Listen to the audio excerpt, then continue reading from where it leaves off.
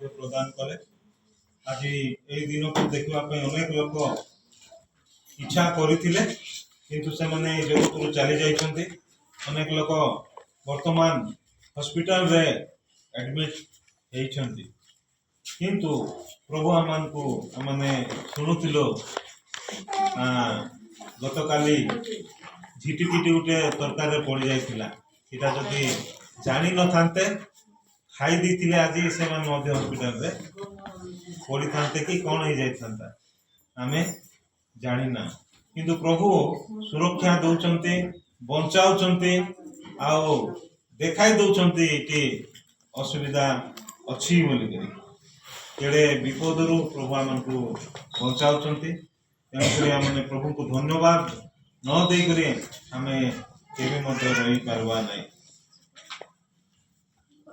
आज आमने गोटे विषय आमे चिंता करिबा जे ख्रीष्ट जीशुको उत्तम योद्धा, ख्रीष्ट जीशुको उत्तम योद्धा गोटे बलवान ख्रीष्ट जीशुको गोटे पाई गोटे उत्तम बलवान लोक दरकार अछि। बलवान लोक दरकार अछि। आमने बलवान बोले कोन जा जे बेसी एक्सरसाइज करूछे जार बेसी बल अछि ताको आमे बलवान बोली कहूछु, शक्तिशाली लोक बोली कहूछु ने।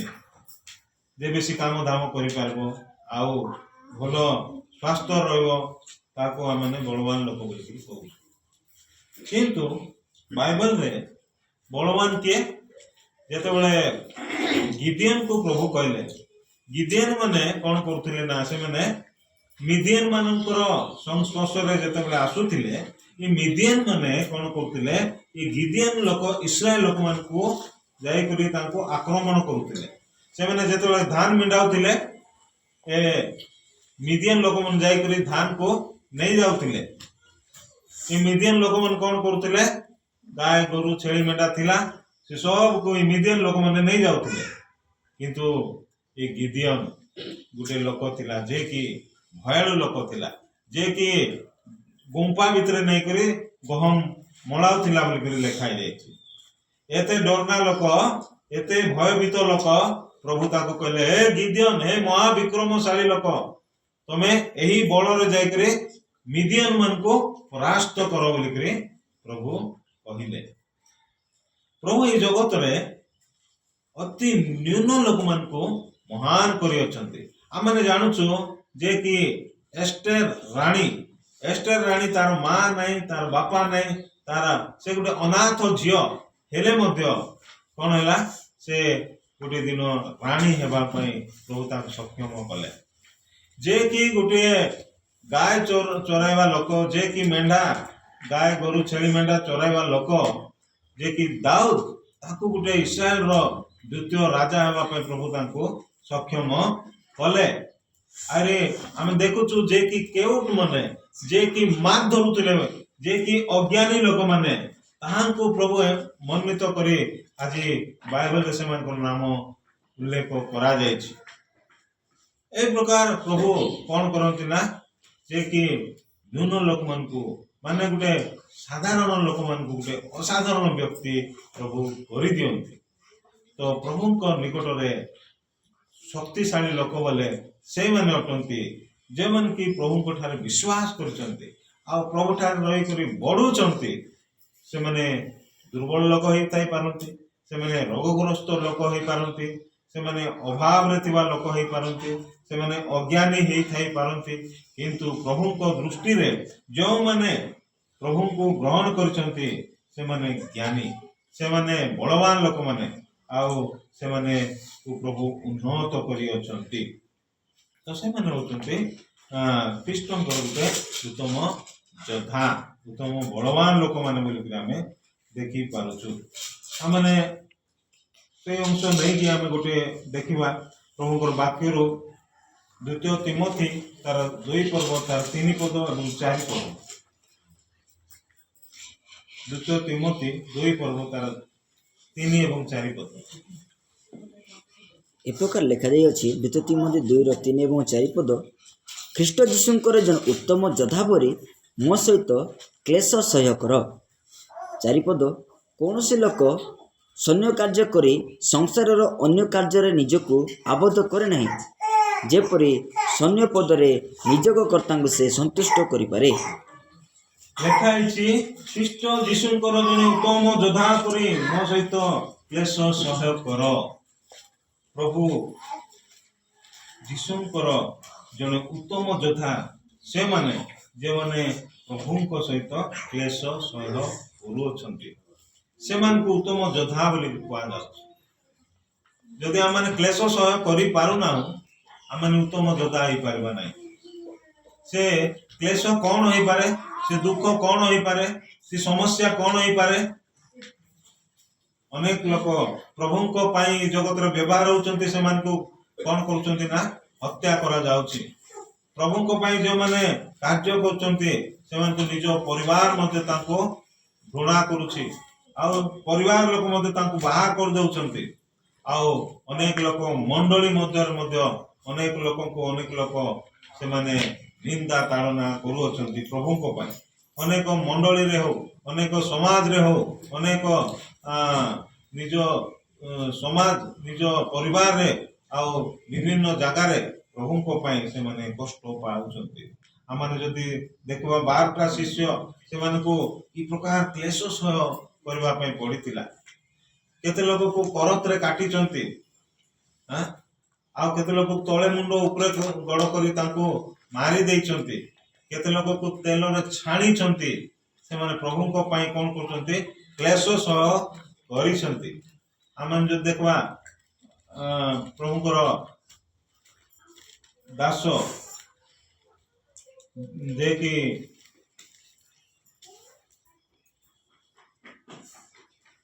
ପାଉଲଙ୍କ ଜୀବନରେ ଆମେ ଦେଖିବା, ତାଙ୍କ ସେ ଗୋଟେ ଦିନ ଥିଲା କଣ କରୁଥିଲା, ଲୋକମାନଙ୍କୁ ମାରୁଥିଲା, ତାଡ଼ନା କରୁଥିଲା, ଆଉ ପ୍ରଭୁଙ୍କର ଲୋକମାନଙ୍କୁ ବନ୍ଦୀ କରୁଥିଲା। କିନ୍ତୁ ଗୋଟେ ଦିନ ଆସିଲା, ସେ ପ୍ରଭୁଙ୍କୁ ଗ୍ରହଣ କଲା ପରେ ତାଙ୍କ ଜୀବନରେ କେତେ କଷ୍ଟ, କେତେ ଦୁଃଖ, କେତେ ସମସ୍ୟା ଆସିବା ବିଷୟ ଆମେ ଦେଖିପାରୁଛୁ। ସେ ଉତ୍ତମ ଯୋଦ୍ଧା, ପ୍ରଭୁଙ୍କ ପାଇଁ ଜଣେ ଉତ୍ତମ ଯୋଦ୍ଧା ପରି ସେ କାର୍ଯ୍ୟ କରିବା ବିଷୟ ଦେଖିପାରୁଛୁ।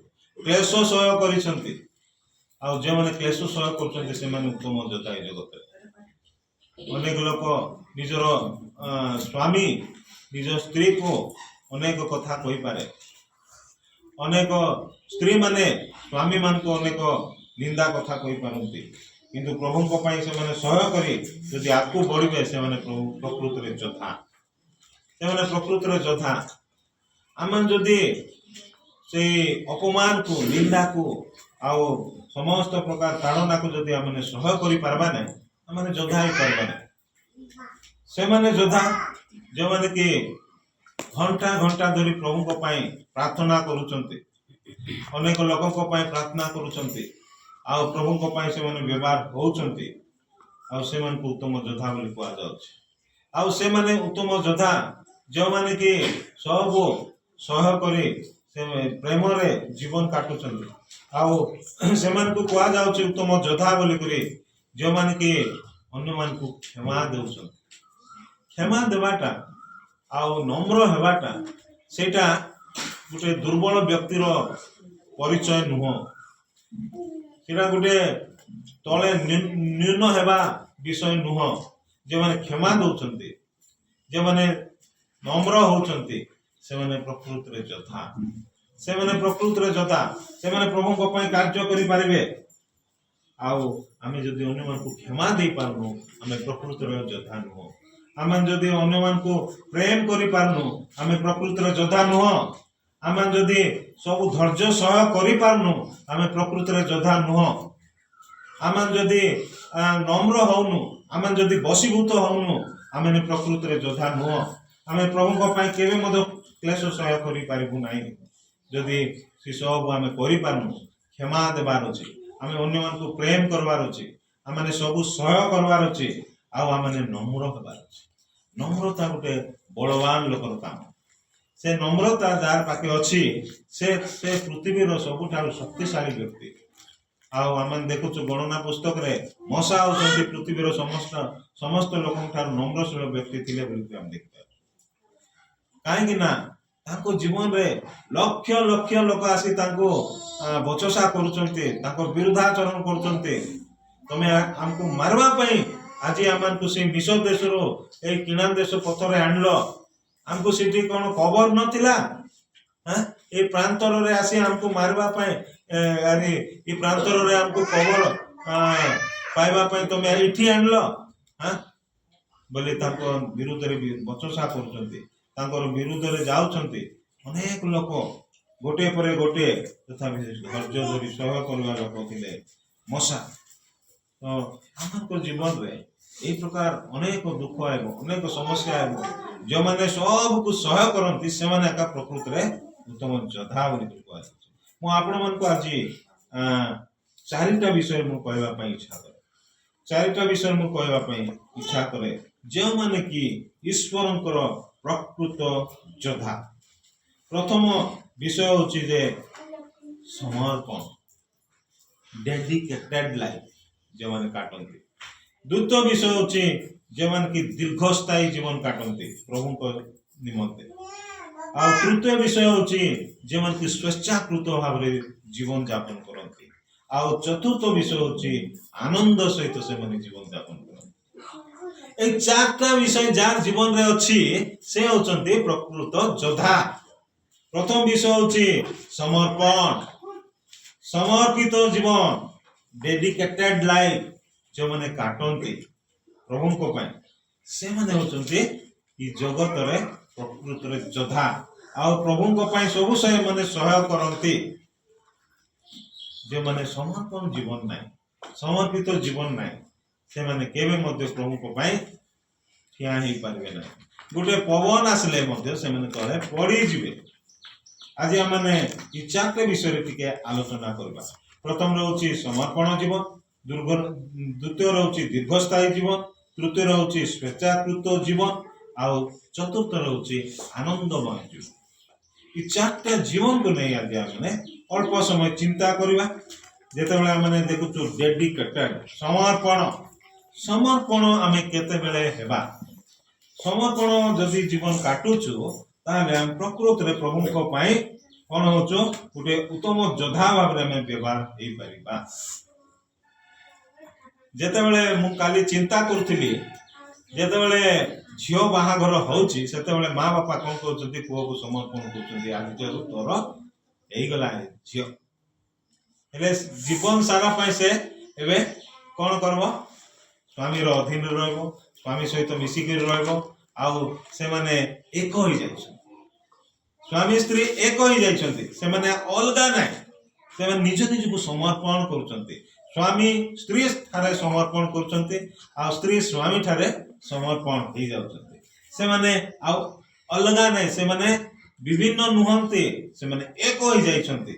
ଆଉ ସେମାନେ ଏବେ ଡେଡିକେଟେଡ ଲାଇଫ ପାଇବେ ପରସ୍ପର ନିକଟରେ।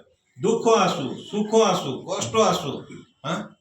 ଗୋଟିଏ ଦିନ ଗୋଟେ ପରିବାରରେ ଯେତେବେଳେ ଗଣ୍ଡଗୋଳ ହଉଥିଲା, ସେଇ ସ୍ତ୍ରୀ କହୁଛି, ସ୍ୱାମୀ କହୁଛି ଯା ତୁଇ ପଳା, ତୋର ବାପା ଘରେ ପଳା, ତା ତୁ ଏଠି ରହିବା ଦରକାର ନାହିଁ ବୋଲି ଯେତେବେଳେ କହୁଛି, ତାକୁ ଯେତେବେଳେ ମାଡ ମାରୁଛି, ସ୍ତ୍ରୀ କହୁଛି ମତେ ସେଥିପାଇଁ ବିବାହ ହେଇଥିଲୁ। ସେ ବିବାହ ଯୋଉଦିନ ପାଷ୍ଟର କହିଲା କଣ ବୋଲିକରି, ଆଜିଠାରୁ ତୁମେ ଏକ, ତୁମେ ବିଚ୍ଛିନ୍ନ ହବ ନାହିଁ, ତୁଇ ମଧ୍ୟ ଦେଖରେ ମା ତୁଇ ଘରେ ଯିବ ନାହିଁ ବୋଲିକରି ଯେତେବେଳେ ପାଷ୍ଟର କହିଥିଲା, ଏବେ ତୁଇ ମତେ ଘରେ ପକାଉଛୁ, ସେଟା ପାଇଁ ମୁଁ ବିବାହ ହେଇଛି ସେ କହୁଥିଲା। ତ ସମର୍ପଣ ଜୀବନ, ମାଡ ଖାଇବାର ଅଛି, ଗାଳି ଶୁଣିବାର ଅଛି, ସମସ୍ତ କୌଣସି ପରିବାରରେ ଗଣ୍ଡଗୋଳ ନାହିଁ ବୋଲିକରି ଆପଣ ମାନେ କହିପାରିବେ ନାହିଁ। ଆପଣ ମାନେ କେବେ ମଧ୍ୟ କହିପାରିବେ ନାହିଁ। ଟିକେ ଗଣ୍ଡଗୋଳ ହେଲେ ସେ ଝିଅ ପଳାଇବାର ଅଛି କି? ଅନେକ ସମୟରେ ସ୍ୱାମୀ ମାନେ ମଧ୍ୟ ଘର ଛାଡି ପଳାଉଛନ୍ତି, ସେଇଟା ସମର୍ପଣ ନାହିଁ। ସେମାନେ ପରସ୍ପର ଏକ ହୋଇକି ରହିବାର ଅଛି। ସବୁ ଦୁଃଖ କଷ୍ଟ ସମସ୍ୟା ତାଙ୍କ ଜୀବନରେ ଆସିଲେ ସେମାନେ ସବୁକୁ ଲିଭାଇବାର ଅଛି, ଆକୁ ବଢବାର ଅଛି। ସେଇଟା ହଉଛି ସମର୍ପଣ। ଆଉ ଏ ସମର୍ପଣ ଯେତେବେଳେ ଜୀବନ କାଟୁଛନ୍ତି, ସେଇ ସମୟରେ ସେମାନଙ୍କୁ ଦରମା ମିଳେ ନାହିଁ। ଦରମା ମିଳୁଛି କି? ମୋ ସ୍ତ୍ରୀକୁ ଦରମା ମୁଁ ଦେଉଛି କି? ରେଣୁକୁ କେତେ ଦରମା ଦଉଛୁ? ରେଣୁ ଭଉଣୀ କେତେ ଦରମା ଦଉଛୁ ଆମକୁ?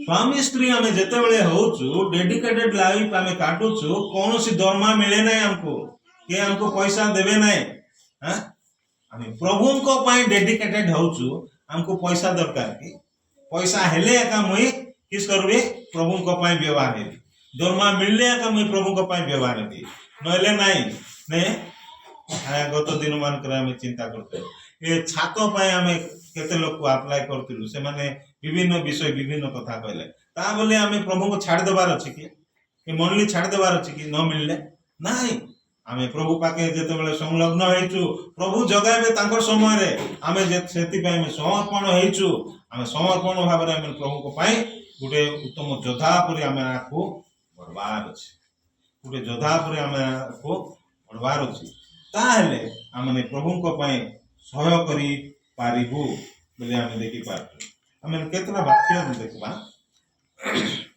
रोमियो 6 पर्व तार 17 पद टिके पढवा रोमियो 6 पर्व तार 17 पद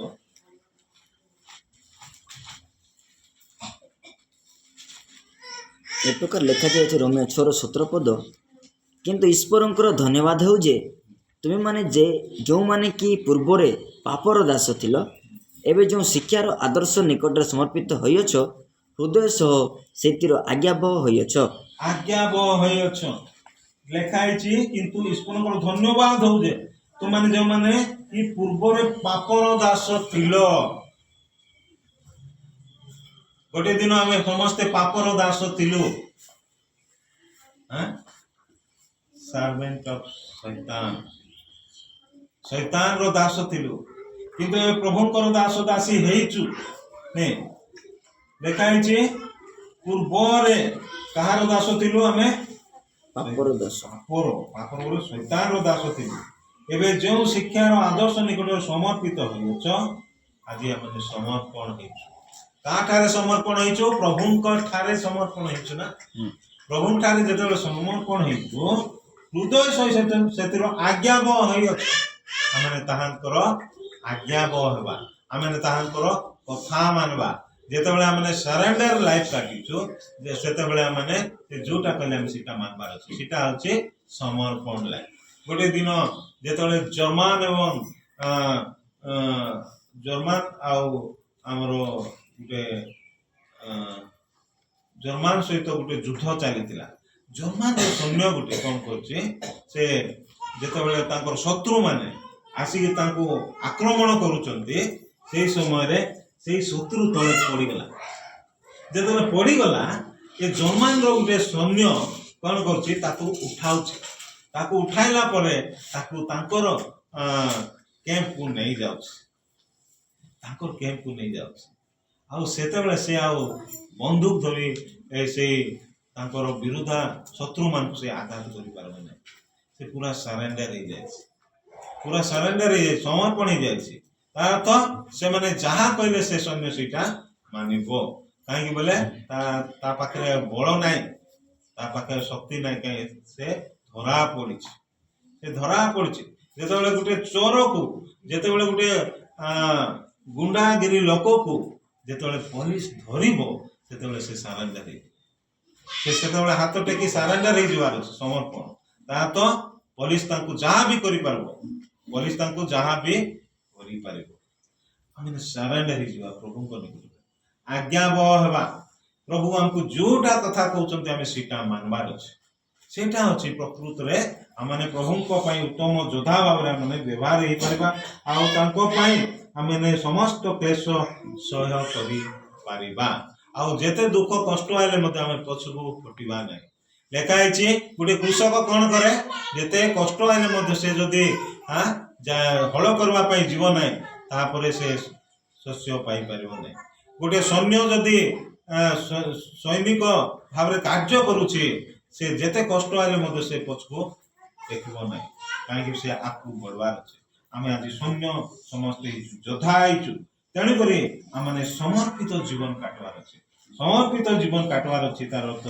आज्ञाबह हेबार अछि आज्ञाबह न हेले आमे केबे मध्य ईश्वरक निमंत्रण समस्त क्लेश सहय करि पारिबो नाही तापर आमे देखबा द्वितीय कोरिन्थियो 8 पर्व तार 5 एवं 6 पद द्वितीय कोरिन्थियो 8 पर्व तार 5 एवं 6 पद ଏ ପ୍ରକାର ଲେଖାଯାଏ 2 Corinthians 8:5-6 ପଦ। ଏଥିରେ ସେମାନେ ଯେ କେବଳ ଆମମାନଙ୍କ ଆଶା ଅନୁସାରେ କଲେ ତାହା ନୁହେଁ, ମାତ୍ର ଈଶ୍ୱରଙ୍କ ଇଚ୍ଛା ଦ୍ୱାରା ଚାଲିତ ହୋଇ ପ୍ରଥମେ ଆପଣା ଆପଣାକୁ ପ୍ରଭୁଙ୍କ ନିକଟରେ ଏବଂ ଆମମାନଙ୍କ ନିକଟରେ ସମର୍ପଣ କଲେ। ହଁ, ସେଠି ଆମେ ଦେଖୁଛୁ 5 ଏବଂ 6 ପଦରେ ଏଥିରେ ସେମାନେ ଯେ କେବଳ ଆମମାନଙ୍କ ଆଶା ଅନୁସାରେ କଲେ ତାହା ନୁହେଁ, ମାତ୍ର ଈଶ୍ୱରଙ୍କ ଇଚ୍ଛା ଦ୍ୱାରା ଚାଳିତ ହୋଇ ପ୍ରଥମେ ଆପଣା ଆପଣାକୁ ପ୍ରଭୁଙ୍କ ନିକଟରେ ସମର୍ପଣ କଲେ। ଆମେ ଯେତେବେଳେ ଦାନ ଦଉଛୁ, ଆମେ ଯେତେବେଳେ ପ୍ରଭୁଙ୍କ ପାଇଁ ବ୍ୟବହାର ହେଉଛୁ, ଆମେ ଯେତେବେଳେ ଅନ୍ୟମାନଙ୍କୁ ସାହାଯ୍ୟ କରୁଛୁ, ଆମେ ଯେତେବେଳେ ଅନ୍ୟଙ୍କୁ ପ୍ରେମ କରୁଛୁ, ଆମେ ଯେତେବେଳେ ପ୍ରଭୁଙ୍କ ପାଇଁ ବ୍ୟବହାର ହଉଛୁ, ସେତେବେଳେ ପ୍ରଥମରେ କ'ଣ ହେବାର ଅଛି? ପ୍ରଥମରେ ପ୍ରଭୁଙ୍କ ପାଇଁ ଆମେ ପ୍ରଭୁଙ୍କ ନିକଟରେ ସମର୍ପଣ ହେବା। ଯଦି ପ୍ରଭୁଙ୍କ ନିକଟରେ ସମର୍ପଣ ହେଉନୁ, ଆମେ ଯେତେ ଦାନ ଦେଲେ ମଧ୍ୟ, ଆମେ ଯେତେ ସେବା କଲେ ମଧ୍ୟ, ଆମେ ଯେତେ ପ୍ରେମ କଲେ ମଧ୍ୟ, ଆମେ ଯେତେବେଳେ କ୍ଷମା କଲେ ମଧ୍ୟ ଆମର କୌଣସି ବିଷୟ କ'ଣ ହେବ ନାହିଁ? ଲିପିବଦ୍ଧ ହେବ ନାହିଁ। କୌଣସି ବିଷୟ ସେଟା ଲେଖା ହେବ ଏକା ନାହିଁ। କାହିଁକି? ଆମେ ସମର୍ପଣ ଜୀବନ କାଟି ନାହୁଁ। ଏବେ ସମର୍ପିତ ହୋଇନାହୁଁ ପ୍ରଭୁଙ୍କ ନିକଟରେ। ଖାଲି ଲୋକ ଦେଖାଇବା ପାଇଁ ଆମେ କ'ଣ କରୁଛୁ? ଦାନ ଦଉଛୁ, ଆମେ ପ୍ରେମ କରୁଛୁ, ଆମେ କ୍ଷମା ଦଉଛୁ, ଆମେ ଦଶ ମାଂସ ଦଉଛୁ, ଆମେ ଚାନ୍ଦା ପକାଉଛୁ, ଅନେକ ବିଷୟ କରୁଛୁ, ସତ କଥା। କିନ୍ତୁ ସମର୍ପଣ ହେଇନାହୁଁ। ପ୍ରଥମ ନିଜକୁ ସମର୍ପଣ କର। ଆରେ ତମେ ଦାନ ଦିଅ। ପ୍ରଭୁ ଦାନକୁ ଦେଖନ୍ତି ନାହିଁ, କିନ୍ତୁ କାହାକୁ ଦେଖନ୍ତି? ଆମ ହୃଦୟକୁ ଦେଖନ୍ତି ନାଇଁ। ପ୍ରଭୁ ଆମର ହୃଦୟକୁ ଦେଖିବା ପରମେଶ୍ୱର। ଆମେ ଆଜି ସେଇଦିନ କଇନ ଆଉ ହେବଲ ଯେତେବେଳେ ନୈବେଦ୍ୟ ନେଲେ, ପ୍ରଭୁ କାହାର ନୈବେଦ୍ୟକୁ ଗ୍ରହଣ କଲେ? ହେବଲର। ପ୍ରଭୁ ଅନ୍ତଃକରଣ ଦେଖିବା ପରମେଶ୍ୱର। ଆମେ କେତେ ଦେଉଛୁ, କ'ଣ କରୁଛୁ ସେଇଟା ପ୍ରଭୁ ଦେଖନ୍ତି ନାହିଁ, କିନ୍ତୁ ଆମ ହୃଦୟକୁ ପ୍ରଭୁ ଦେଖନ୍ତି। ନିଜକୁ ସମର୍ପଣ କରିଥିଲା ହେବଲ, ନିଜକୁ ସମର୍ପଣ କରିଥିଲା ହେବଲ, ଆଉ ସେ ନୈବେଦ୍ୟ ଆଣିଥିଲା। ଆଜି ଯଦି ଆମେ ନିଜକୁ ସମର୍ପଣ କରିନାହୁଁ, ଆଉ ଆମେ ଉପାସନା କରୁଛୁ, ସବୁ ବେକାର। ତେଣୁକରି ରୋମିଓ 12 ପର୍ବ ତାର 1 ଏବଂ 2 ପଦ ଲେଖାଇଛି। କ'ଣ କରୁଛି? ଆପଣା ଆପଣା ଶରୀରକୁ ସଜୀବ, ପବିତ୍ର ଓ ସୁଗ୍ରାହ୍ୟ ବଳି ରୂପେ କ'ଣ କର? ସୁଗ୍ରାହ୍ୟ ବଳି ରୂପେ କ'ଣ କର? ଉତ୍ସର୍ଗ କରବାର। ତାପରେ ଯାଇକରି ଆମେ ଉପାସନା କରବାର। ତାହେଲେ ପ୍ରଭୁ ଗ୍ରହଣ କରିବେ। ଆମେ এই ପ୍ରକାର ଯଦି ସମର୍ପଣ ଉତ୍ସର୍ଗ କରିନାହୁଁ, ଆମେ ପ୍ରଭୁଙ୍କ ପାଇଁ କ'ଣ ହେଇପାରିବ ନାହିଁ? ଆମେ ଗୋଟେ ଉତ୍ତମ ଯୋଦ୍ଧା ଭାବରେ ଆମେ ତାଙ୍କ ସହିତ କ୍ଲେଶ ସହ୍ୟ କରିପାରିବୁ ନାହିଁ। ମୋର ପ୍ରିୟ ଭାଇ ଭଉଣୀ ମାନେ, ଆଜି ଆମେ ନିଜକୁ ସମର୍ପଣ କରବାର ଅଛି। ତେବେ ଏକା ଆମେ ପ୍ରଭୁଙ୍କ ପାଇଁ ବ୍ୟବହାର ହେଇପାରିବୁ। ତାପରେ ଆମେ ଆଉ ଗୋଟେ ଅଂଶ ଦେଖିବା, ଗୀତ ସଂହିତା 31 ତାର 5 ପଦ। ଗୀତ ସଂହିତା 31 ତାର 5 ପଦ। ଏ ପ୍ରକାର ଲେଖାଯାଏ ଗୀତ ସଂହିତା 31:5 ପଦ। ମୁଁ ତୁମ୍ଭ ହସ୍ତରେ ଆପଣା ଆତ୍ମା ସମର୍ପଣ କରେ।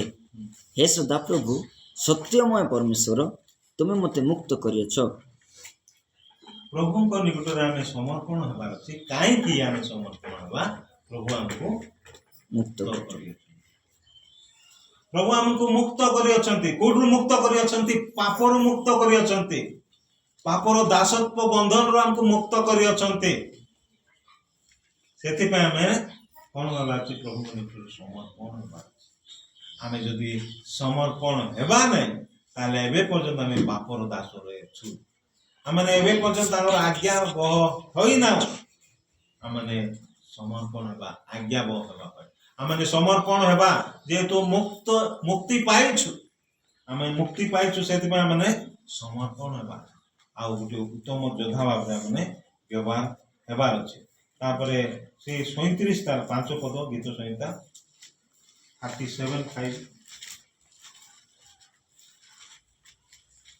ଏ ପ୍ରକାର ଲେଖାଯାଏ, ସଦାପ୍ରଭୁଙ୍କ ଠାରେ ତୁମର ଗତି ସମର୍ପଣ କର। ସଦାପ୍ରଭୁଙ୍କ ଠାରେ ତୁମର ଗତି ସମର୍ପଣ କର। ମଧ୍ୟ ତାହାଙ୍କ ଠାରେ ନିର୍ଭର ରଖ। ତାହାଙ୍କ ଠାରେ ନିର୍ଭର ରଖ। ତହିଁରେ ସେ ତାହା ସଫଳ କରିବେ। ତହିଁରେ ତାହା ସଫଳ କରିବେ। ଯେଉଁମାନେ ସଦାପ୍ରଭୁଙ୍କ ଠାରେ ନିର୍ଭର ରଖିବେ ନାହିଁ, ନିଜର ଗତି ବୋଲେ କ'ଣ? ଆମ କାର୍ଯ୍ୟକଳାପ। ଆମର କାର୍ଯ୍ୟକଳାପ, ଆମର ଚିନ୍ତାଧାରା, ଆମର ସମସ୍ତ ବିଷୟକୁ ପ୍ରଭୁ ଠାରେ ଆମେ ସମର୍ପଣ କରବାର ଅଛି। ତାହେଲେ ସେ ଆମର ମନର ବାଞ୍ଚା ଅନେକ ବିଷୟ ସେ ସଫଳ କରିବେ ବୋଲି ଲେଖା ହେଇଛି। ଯଦି ଆମମାନେ ଆଜି କରିଛୁ, ଆମମାନଙ୍କୁ ନିଜ ନିଜକୁ ପଚାରିବାର ଅଛି, ନିଜର ଗତି ତାଙ୍କଠାରେ ସମର୍ପଣ କର। ସକାଳେ ଉଠିଲେ ଆମର ଗତି କୁଆଡ଼େ ଯାଉଛି? ପ୍ରାର୍ଥନା ନାହିଁ, ବାଟ ନାହିଁ, ବାଇବଲ ନାହିଁ, ପଢ଼ବାଟା ନାହିଁ, ଟାଇମ ହେଇଯାଉଛି ନାଇଁ, ଟାଇମ ହେଇଯାଉଛି, ଆମେ କିସ୍ କରୁଛୁ? ଆମର ଗତି କୁଆଡ଼େ ଯାଉଛି? ଆମେ ସକାଳେ ଉଠିଲେ ଆମର କାର୍ଯ୍ୟରେ ଆମେ ବ୍ୟସ୍ତ ହଉଛୁ। ଆପଣମାନେ କ'ଣ କରନ୍ତୁ? ପ୍ରଭୁଙ୍କ ନିକଟରେ ନିଜର ଗତିକୁ ସମର୍ପଣ କରନ୍ତୁ, ନିଜର କାର୍ଯ୍ୟକୁ ସମର୍ପଣ କରନ୍ତୁ। ତାହେଲେ ପ୍ରଭୁ ସେ କାର୍ଯ୍ୟକୁ ସଫଳ କରିବେ, ପ୍ରଭୁ ସେ କାର୍ଯ୍ୟକୁ ଆଶୀର୍ବାଦ କରିବେ। ଆଜି ଆମେ ନିଜର ଗତିକୁ ସମର୍ପଣ କରୁଛୁ, ନିଜର କାର୍ଯ୍ୟକୁ ଆମେ ସମର୍ପଣ କରୁଛୁ କି? ଯେ ଯୋଉ କାର୍ଯ୍ୟ କରନ୍ତୁ, କାର୍ଯ୍ୟ କରିବା ପାଇଁ ପ୍ରଭୁ ଏ ଜଗତରେ ଆମକୁ ରଖିଛନ୍ତି ନା, ଆମେ କାର୍ଯ୍ୟ କରବାର ଅଛି, କିନ୍ତୁ ଆମମାନେ ପ୍ରଭୁଙ୍କ ନିକଟରେ ସେ ଗତିକୁ ସମର୍ପଣ କରବାର ଅଛି ବୋଲି ଆମେ ଦେଖିପାରୁଛୁ। ହିତୋପଦେଶ 23 ତାର 26 ପଦରେ ଆମେ ଗୋଟେ ବିଷୟ ପଢ଼ିବା ଆଉ ସମାପ୍ତ କରିବା। ଯଦି ପ୍ରଭୁଙ୍କ ଇଚ୍ଛା ହେଲେ ଆଉ 3ଟା ବିଷୟ ଆମେ ଆସନ୍ତା ଦିନମାନଙ୍କରେ ଦେଖିବା। ହିତୋପଦେଶ 23 ପର୍ବ 26 ପଦ। ହେ ମୋର ପୁତ୍ର, ତୁମ୍ଭ ହୃଦୟ ମତେ ଦିଅ, ପୁଣି ତୁମ୍ଭ ଚକ୍ଷୁ ମୋ ପଥରେ ତୁଷ୍ଟ ହଉ। ହେ ମୋର ପୁତ୍ର, ତୁମ ହୃଦୟ ମତେ ଦିଅ ବୋଲି ପ୍ରଭୁ କହୁଛି। ତା ତ ପ୍ରଭୁଙ୍କ ଠାରେ ନିଜକୁ ସମର୍ପଣ କର। ହେ ମୋର ପୁତ୍ର, ଆଜି ଅନେକ ପୁତ୍ର ପୁତ୍ରୀ ମାନେ ବା ପୁଅ ଝିଅ ମାନେ ବା ବାପା ମା ମାନେ, ଅନେକ ପୁଅ ଝିଅ ମାନେ ପ୍ରଭୁଙ୍କ ନିକଟରେ ହୃଦୟ ଦେଉନାହାନ୍ତି, ସମର୍ପଣ କରୁନାହାନ୍ତି, ଯଦ୍ୱାରା ସେମାନେ ଭୁଲ ପଥରେ ଯାଉଛନ୍ତି। ପୁଣି ତୁମ୍ଭ ଚକ୍ଷୁ ମୋ ପଥରେ ତୁଷ୍ଟ ହେଉ। ତୁମ୍ଭ ଚକ୍ଷୁ, ଆଜି ଆମଙ୍କର ଚକ୍ଷୁ କ'ଣ କରିବାର ଅଛି? ମୋ ପଥରେ, ପ୍ରଭୁଙ୍କର ପଥରେ ତୁଷ୍ଟ ହବାର, ସନ୍ତୁଷ୍ଟ ହବାର ଅଛି। ଆମର ପଥ କୁଆଡ଼େ ସନ୍ତୁଷ୍ଟ ହଉଛି? ଆମେ କାହାକୁ ଦେଖିକରି ସନ୍ତୁଷ୍ଟ କରୁଛୁ? ଅନେକ ବୟଫ୍ରେଣ୍ଡ, ଅନେକ ଗାର୍ଲଫ୍ରେଣ୍ଡ, ଅନେକ ଗାର୍ଲଫ୍ରେଣ୍ଡ ଅନେକ ବୟଫ୍ରେଣ୍ଡକୁ ଦେଖି ସନ୍ତୁଷ୍ଟ ହଉଛୁ। ଅନେକ ଥର ଆମେ ପିଲାମାନଙ୍କୁ ଦେଖି ସନ୍ତୁଷ୍ଟ ହଉଛୁ। ଅନେକ ଲୋକ ଆମର ଆମେ ଅନେକ ଗ୍ୟାଦରିଂକୁ ଦେଖିକି ଆମେ ସନ୍ତୁଷ୍ଟ ହଉଛୁ।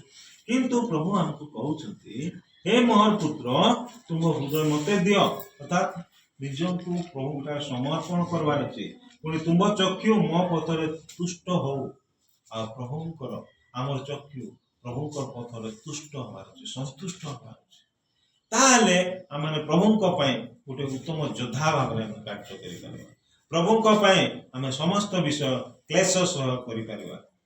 ଆଉ ସୈନ୍ୟ କାର୍ଯ୍ୟରେ ଆମେ ନିଯୋଗ ହେଇଛୁ, ଆମେ କର୍ତ୍ତାଙ୍କୁ ସନ୍ତୁଷ୍ଟ କରିବାର ଅଛି, କର୍ତ୍ତାଙ୍କୁ ସନ୍ତୁଷ୍ଟ କରିବାର ଅଛି।